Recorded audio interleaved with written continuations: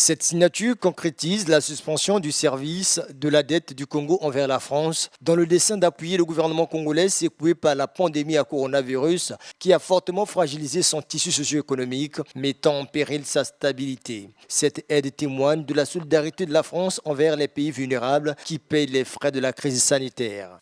La République du Congo s'est engagée à consacrer ses ressources ainsi libérées au financement des dépenses visant à atténuer l'impact sanitaire, économique et social de la pandémie. Les signatures d'aujourd'hui sont la concrétisation bilatérale de ce protocole d'accord qui en permet la mise en œuvre effective s'agissant des dettes dues à la France. Messieurs les ministres, permettez-moi de vous en féliciter.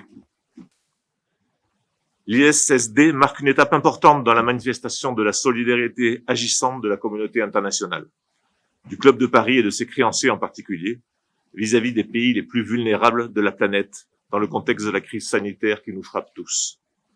Pour le ministre délégué au budget, ces fonds destinés au paiement de ce reliquat vont être orientés vers d'autres secteurs. Le gouvernement de la République du Congo s'engage à consacrer les ressources libérées par cette initiative de suspension du service de la dette à l'augmentation des dépenses destinées à atténuer l'impact sanitaire, économique et social de la crise liée à la COVID-19.